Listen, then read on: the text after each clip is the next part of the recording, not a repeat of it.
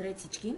Днес в този урок ще ви покажа как да промените цветът на Facebook, както вие си пожелавате. Може да го промените в абсолютно всякакъв цвят.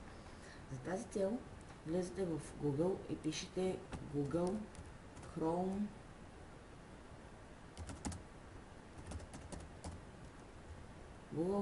Story. След което, когато сте го написали в Google, ви излезна ето тази страничка.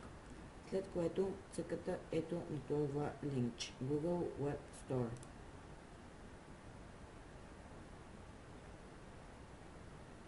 След което натискате на това налагащи се.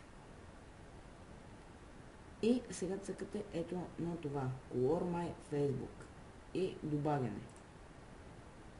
Добавяне. Тук чакате мъничко. И ето. То вече ви е добавено. Когато си влезнете във Facebook, тук на външен вид няма да има разлика, но когато влезнете във вашия Facebook,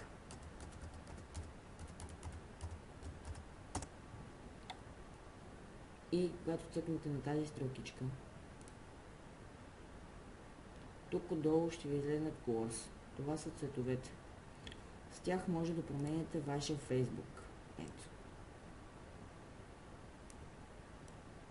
Ето, например, това искам да е зелено. Ето така. Не, например, нека да бъде така оранжев. Това да бъде... Какво да бъде? Нека бъде зелено. Ето, това ще направим зелено. Ето, промених се в зелено. Другото е... Това е фонът, мисля, че отзад. Да, ето. Ето, така става готино. Само, че оранжев цвят не е готин, но иначе това е доста добро. Така, след това, как да го премахнете? На някакви хора, разбира се, може да не им хареса. Затова отваряте си ново прозорче, цъкате ето тук настройки, разширения и ето Color My Facebook. Ето на тази кофа за смет, премахване от Chrome. Премахване и ето. След като си излезнете от Facebook, то вече няма да го има.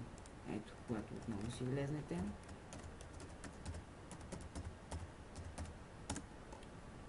Facebook ще си бъде същият. Ето тук ги няма това да си променяте цветовете. Надявам се, съм ви бил полезен. Оценявайте, коментирайте, споделяйте с приятели и ще се чуем в следващия урок.